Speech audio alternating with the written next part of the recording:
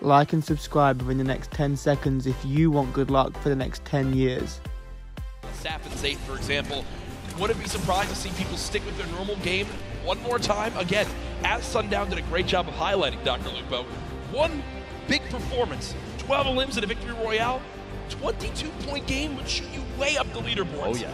So you can't count yourself out yet, as we do see our last match winners currently on our screen. Hey, Fortnite Focus fans! Want more V-Buck giveaways? Make sure to use code COOL in the item shop, and we'll continue to give out redemption codes just like this. Don't forget to like, subscribe, and turn on post notifications so you don't miss out. Uncontested there. Nyhrox dropping in an early baller, a very pivotal piece for late game survival. Going to farm up all the materials he can inside. Not going to smash too much of the outside until maybe the last second just to prevent any reveal of his own position. He's just going to go ahead and move on. And actually does see targets down below. A couple attempted shots. That scope, they are accuracy at this level. Going to have to be very key if you're going to try and pick up an elimination that early. The scope might be exactly what Nyhrox needs to establish yet another elimination to put himself higher on the leaderboard of this duo. Remember, the scope, the assault rifle, a hit scan weapon. You aim, you point, you shoot. If it's on him, it'll hit him. And these guys have pinpoint accuracy, as it's known. You know, when you land on the southwest side of the map, if you don't land in an exact big area, it's a very, very scrappy start. It's a lot around getting a baller, rotating on through, and just trying to pick up one chest here, loot one building here, and piece some things together.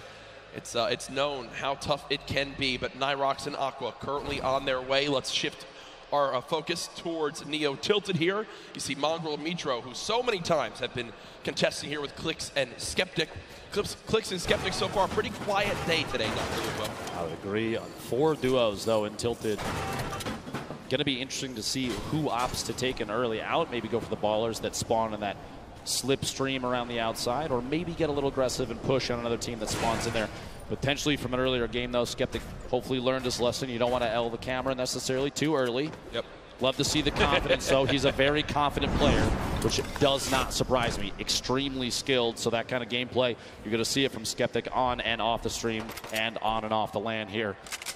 Arthur Ashe Stadium, one of the coolest arenas I think we've ever done this in. Oh, incredible. It's, you walk on through, you see all the tennis greats, and I hope they put up a poster of the winner of the Fortnite World Cup there. It's Serena Williams, Sappin's 8. Honestly, it would be incredible.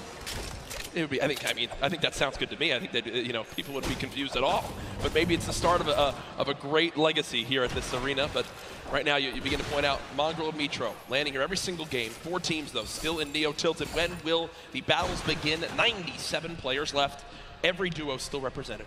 Crazy powerful loadout. You saw he has 4 shadow bombs this early in the game. Yeah. Those are incredibly powerful going into late game, especially when you're attempting to avoid confrontation as much as possible until just the right moment. You can shadow bomb out of almost anything. Granted, the people that may see you rotate don't have pinpoint accuracy, right, which honestly is typically the case in a lobby like this. Well, we go ahead and look at Lucky Landing right now. 2 teams currently here. This has been the case so far this game. Gustavox 8 and Wishy DP up against M11Z in the duo right there. At this point, yeah, I was going to say, it looks like they're just opting to do a little bit of a split here.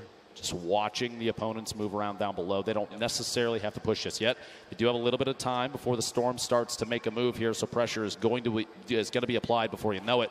But a loadout like this, there's no shotgun in the inventory. They have the shockwaves to rotate if they need to, but those are oftentimes saved for late game if you can do it. It's an easy way to push through opponents' builds that are above you, as we've seen in previous matches countless times. Take the high ground without maybe being challenged. The only downside is you put yourself way out in the open. We did see a number of players get eliminated on the fly, literally, while shooting through the air with a shotgun. So we'll have to see. Shots are behind Gustavox 8. Knockdown, no shield remaining. Wondering if Daedra and M11Z decide to push off this Wishy. Reveals that he does have that heavy sniper, grenades coming on through. Quick little reaction right there to box up for a brief moment. But remember, when you get that shield broken, there is a unique animation and sound effect. So Daedra and M11Z know that Gustavox on top has no shield left, and that heavy sniper rips through the wood right there. Good coordination to get some damage done on this player. Saw Daedra holding that edit, that pyramid at the top, so we can look through, and shots from the duo up above, Wishy and Gustavox, well coordinated. No push yet. This is kind of a stalemate at this point, which for all 4 of these players may end up biting them in the back. That being said, Wishy, the fly-in right there, pushing up, trying to get past, moving over to this brick pig and make their way into maybe a little bit of side cover. Shrine made for me on the map is. Now Wishy will go ahead and loot that chest alongside Gustavox, who are both out of shields. Looks like Daedra and M1Z did what they wanted to, which is to push them out of Lucky Landing. Not sure if they're going to continue to pursue this. It doesn't appear so right now. And all things considered, I don't think they need to, right? They can go back now, farm up this whole area, check for the certain loot spots that may have been missed, and continue to get materials now. Moving towards Dusty Divot. Rogue members Tetra and Eclipse currently building up with players just below.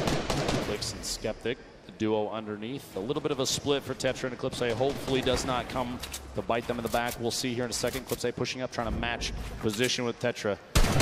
Shots on the baller. You don't want to see those things last too long. Nobody was in it. It was just rolling down the hill. And this could be really useful, Ben, because the players down low that are going to get by this airstrike, I believe it's Clix and Skeptic, are only building with Wood, and Wood gets shredded on through. And Skeptic, because of that, now down to just 25 HP, and that might be the green light for this duo to push on forward. One player challenging up top. Eclipse has him trapped in the box. Does take a little bit more damage. It will be a build battle for height. Eclipse with a ton of materials, but look at the elimination feed. Tetra with the elim onto Skeptic, so it's a 2 versus 1. Clix all by himself. Even if there's a sacrifice to the 2v1, that 1v1 afterwards and the pickup, the revive your teammate might be the best play. We'll see here in a second. Pressure from above, not yet. Clix all by himself right there. To take just a second and heal up. Any chance you can get to get a little bit of HP might be the key to staying alive. And this is where I believe adjustments need to begin to be made, right? Eclipse and Tetra, as they push on forward. Clix now all by himself, trying to force him to happen. There's no shot right there as he goes down. The day of struggles for Skeptic and Clix continue. But the point I was going to make right there is now you're getting to a point where you need to go and push for those elims if you want to make the climb back up that leaderboard. Eclipse and Tetra obviously still have some work to do in that 2 versus 1 before another team can begin to push on in and try to steal that last elimination. They have to force the 2v1. Thankfully, Clix does it for them. They get the free limb and win that fight at Dusty Divot. Meanwhile, Saf and Zayt, first game winners, current leader. Saf beat from above. Oh my gosh, the heavy snipe to knock the pyramid, and immediately capitalizing on Saf being exposed, leaves Zayt in a 1v2. A little bit of a panic, and the Shadow Bomb may or may not be enough. Right into the slip to try and sneak away. Gonna run down in some previous builds. That's a quick pick off there from FourZR and nowhere. And that's the second time we've seen that today. The player with the heavy sniper, they can see that the pyramid is being edited on through and peeked through. So they immediately call that out. They time the shot alongside AR shots, or that one, I believe it was actually shotguns. And Saf is eliminated before he can even build a single wall. As right now, it's Zayt all by himself. Now moving towards the northeastern side of the map near Pressure Plant. Our mech friend no longer there, but Nyx just took a ton of damage. Close by, I believe. Did he get sniped? I think he got sniped. I believe he did. Sitting on quite a bit of healing, though. The slurp, minis, that campfire, all going to be big there. You see he's waiting for the campfire to finish. He's going to pop that slurp, get back to 100. Meanwhile, Airwax, Nikov owning the top of the ship here. Just taking shots at anybody that rotates. That high ground advantage, even early game. We look at it a lot late game. Yep. A lot of the build fights and late game rotations are capitalized by players that have the high ground advantage. But even early game, high ground gives the ability to scout. Aiden, Sean goes down. Aiden, an attempt to push on through and try and pick up the elimination on his opponent. Quinton inside the box there, does knock the wall out, picks up the materials, and kick right to grab the card of his teammate. I was going to say, I think that the teammate was not. So it is a 1 versus 1 in this fight. Aiden at max HP, gets the high ground for the moment. Quinton, absolute the health disadvantage. Aiden most likely knows this, continues to push for this elimination, wants to clean this up as quickly as possible. Wondering if Quinton has any traps to be used right here. Doesn't appear so as of right now. That edit was just missed by Quinton as he tried to go push back up to the high ground. Just get above. Aiden pushes on in, spraying. Unfortunately not able to connect, takes 44 damage right there. Quinton, a masterful fight so far. Aiden's health advantage now gone as they're about 15 HP between each other. But Aiden has the chug splashes, and Dr. Lupo, they show off just how good they are right there. Quinton stuck all the way up top, popping that med kit, trying to get back to 100 HP. Aiden and Quinton in a little standoff here, a back and forth of epic proportions. Quinton, there's the storm. A little bit of pressure. You got up above. Quinton trying to watch that, holding that pyramid edit with a peek. Trying to catch himself up inside the pyramid by resetting. Can't quite do it. Does fight for high ground. Aiden on controller. Don't forget that. One of the best controller players we've ever seen. 101 HP remaining. These inside the box fights, the combat for who can own a wall, the back and forth is insane. And the top down view, Aiden can't quite get that pyramid edit and gets caught in his own door. Did he miss? Yeah, I think he missed the edit out. Did wind up building a door, and Quinton makes it back in time to grab the reboot card. So Aiden and Sean go down quite early in game number 5. 74 players remaining. Storm Surge still currently in play. Zayt and Saf far above it at 385 damage above. Shouldn't really have to worry about that too much. As Zayt is in another skirmish right here. Dr. Lupo not deciding to use the chug splashes to get that health up. An interesting note here, you see Zayt taking single swings the wall that he doesn't own. He's attempting to bait the player from stopping a heal. He wants him to disengage from that so he can basically force a fight. He doesn't want them to get any of that HP back. He got the floor. Shield.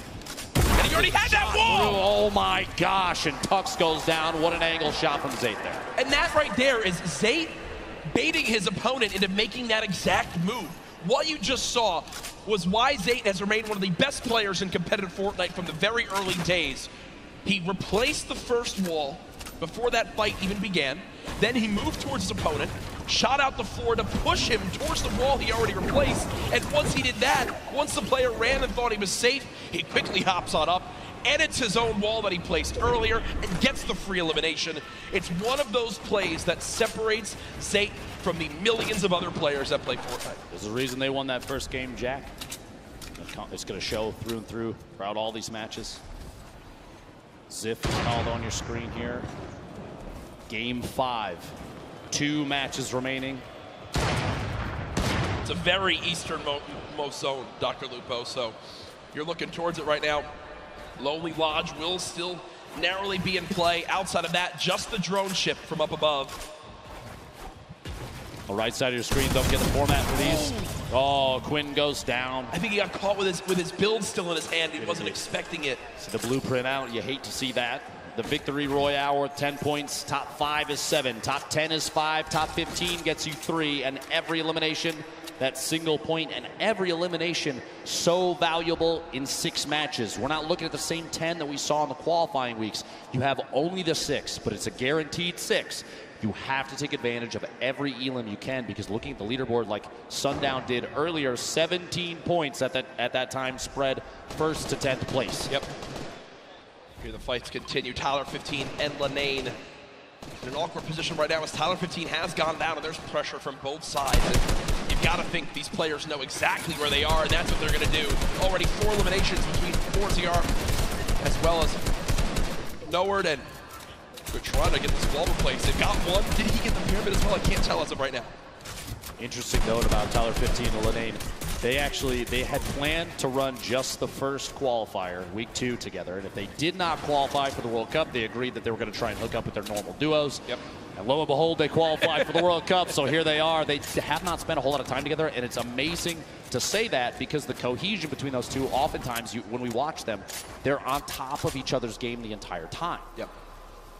And that's why they've made it this far. 65 players left. The next Storm Surge could be happening soon. You see the shockwave grenades used as Crims right now eats a rocket to the face, down to just 79 HP. Thankfully, if you're a Crims fan, he does have 5 minis to pop, 2 big shields. I'm sure Spades.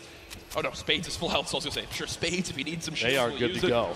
They are good to go. Spades just needed more AR ammo to keep shooting, Dr. Lupo. Exactly. Hold down that left click and see what you can get. Especially in situations like this. We even saw that kind of thing happen in the Pro-Am. I think Tim the Tatman faced attacks from multiple sides while in the box. It happens. A number of players know how that feels, and so the ammunition does get chewed through quite quickly. Absolutely is. You see where all these players are stacked up. Rote DW and Blue T taking over that main lodge right now. Sid's Lucky. Don't see the duo anywhere, so Sid's Lucky might be all by himself at the moment. 62 players left. Zayt, remember, by himself. Saf did get cut down earlier on, and it looks like Vinny also all alone. Maybe Zexor dropped earlier on in this game too. Going into these late games, Jack. Yeah. Especially when we're on the second to last. Pressure is at an all-time high for some of these players. especially the ones that have never experienced a LAN event like this. And this is the biggest one that Fortnite has ever had. Do you think they're going to be able to capitalize on that, take advantage of their own nerves, and use that to climb the leaderboard? I mean, or is it going to get the best of them? I'm just really, I can't even speak from experience on this. I mean, yeah, sure, I played at a few pro-ams and sure outplaced you, Tim, Ninja, well, basically everyone yesterday as I got top 8, and that was an incredible performance that I'm truly proud of. Jack, you outplaced us in both winnings and wake. But as we take a look at this again, I actually forget what I was going for this because I was complimenting myself so much. But Nate Hill and Funkbomb, 2 players who've had a very quiet day so far, up 4 points up to this game. They've matched that in this one alone, so they're at 8 overall. And well, that's that moment we're talking about. With the shield broken, the entire lobby has decided you are the player we're going to shoot at. And Nate Hill is burning through material. This is looking like it's going to end right here for this FaZe Clan duo. Nate trying to make it through. Just a frantic flint knock shot. At that point, it's desperation. 6 total builds, no healing, only 34 HP. Imagine if Nate had caught Wade. Did tag him. And no. Josh from the side. He's caught between multiple teams. Players rotating into the zone. Players that were originally taking shots. A tough break there in Game 5 for Nate Hill and Funkbomb. Keenstar and Hunter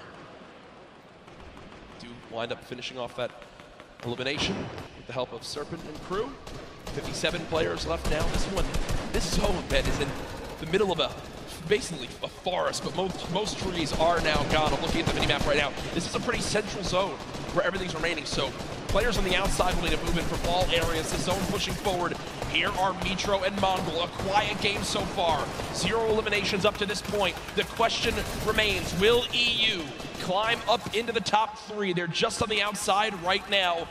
I know this is NA home turf, but I know the hundreds of thousands of European members of the Fortnite community are out there rooting for duos like Mongol and Mitro to pop on up. And unfortunately, when I mentioned EU duos, I just saw Benji Fishy and Mr. Savage go down to the duo of Arkram and Falconer as they continue to perform well, a team also in the top 6. Not out of this just yet. 1 game still remaining. This circle, a east-southeast push. This is the 50-50 where you're going to see a number of players sit inside the next safe zone and take advantage of that ability to watch people rotate in. That's where a lot of the eliminations mid-game happen, is people trying to get into the next position, and players like Mongrel, Mitro, they are in spots to take advantage of that. That being said, Ronaldo does take out Mitro on the feet, picks up that elimination for the duo. 28 duos remaining. We're not even close to placement points yet. That happens at 15, Jack. Yeah, and Mongrel knows this. When you look at his inventory right now, no combat shotgun, still this epic tactical shotgun, quite good. The big question for me, 2 shadow bombs, all the movement, how exactly does he play this? Mongrel looking for an elimination, shot comes on in, does get a small little shield tag, but not too much to begin to push that. Good job at least getting up this layer of height. Remember, it's so tough in elevation here when there's so many builds. Bottom right of your screen, another solo still remaining. It's Zayd, who still has, I believe, 3 shadow bombs left, Dr. Lupo, to make plays in the late game. 2 of the biggest players we've watched thus far. A lot of people just waiting to see how things are going to play out. Mongrel holding this edit. He's waiting for that opportunity to pop up with that purple tack. See if he can do enough damage to pick up an elimination or at least a knock, especially as we get into the circles where movement of the entire zone is going to happen. A knock will translate into a full elimination. The siphon will kick in the HP or shield. Those last second elims before things start to move, those are huge. They give you that little boost you might need to engage another fight on the move. Falconer, Arkram sitting in a great spot right now, kind of smack dab in the middle of the current safe zone. Yeah. We have 21 seconds before this circle starts to move. I mean, I feel like this duo hasn't been spoken about a ton so far today. They're currently top 5, Dr. Lupo. In another place where... Incredible players. Yeah, they can absolutely make some noise right here in this one if they can finish strong. Remember, other teams in the top 5, they'll still have representation. With Zayd still in this one, Falconer and Arkram. Arkram quite weak at the moment, though, about 120 HP in total. 27 duos left. If you're keeping in mind the format of this game, it's top 15, and they're going to go ahead and shockwave across. They both use one shockwave together, and now the push begins. Falconer slowly inching towards this zone. He's being pressured by some stinks at the moment. Only 7 total builds left. He's got to follow up his teammate, and that's a great recovery by this duo. He's made it back to Arkram, but look at the high ground, folks. The battle begins now. Aqua and Nyhrox are winners from last game, already back on height, and high ground has been the key to victory so far today. Just underneath Airwax, the back-to-back Pro-Am winner, and his duo Nikov below. Previous game winner sitting all the way up on top. Cease and Elevate rotating across the very front of the circle. You see players flying across the current safe zone. The shockwave grenades so key in movement late game right now in the current meta. Players on bottom fighting it out. Only a few ballers left in play right now, and they're most likely, if not already, going to be eliminated very quickly. 19 duos left. Aqua on the top. He'll come floating back down here in just a second. Battle still going. Nyhrox and Aqua off the high ground. No one challenging for it as of yet. You got Elevate and Cease still on the low ground. Punisher there as well. Mongraal still making plays happen without any movement items left. We are one team away from placement points being earned, and there it is. We are now in our top 15. Zay getting caught off guard from behind. Linane drops in. He wound up dropping in 16th. It's just outside of placement points. Zayt and Saf will not earn placement points this game. The lobby beginning to drop like flies, and look on the high ground still, folks. It's Nyhrox and Aqua setting themselves up for a great spot at the end of this game. 2 players still left in ballers. Somehow, Mongraal is, oh no, he goes down right there. 11 players left, Dr. Lupo. Players all the way to the high ground, still Aqua and Nyhrox. They have absolute ownership of everything underneath them so long as they stay on top of their material count and they don't get overzealous with those builds. You have to savor those because right now there's nothing left unless you pick it up from a player that gets eliminated. Item at the edge of the zone goes down. Spray from that minigun from Aqua. He is not letting anybody move unchallenged right now. So powerful. 2 duos left. It's Aqua and Nyhrox, Cease and Elevate. The rest are all solos down low. Clusia with the elimination on a Chapix. Cease and Elevate decided to drop down low because I believe they're out of builds. They've just got to go brawler mode right now. Cease getting chunked by this minigun of Aqua as he continues to rain down fire. Down goes Cease. Elevate now weak as well. The circle's moving back the other way. Wolfies is at the forefront right now in one of the best spots because of all those builds potentially already owned. He can just make his way on through without challenge. Skype trying to challenge for high ground and gets absolutely beamed. Daedra and Wolfies in this game as solos. Clusia as well. Aqua and Nyhrox. Could they get another victory royale?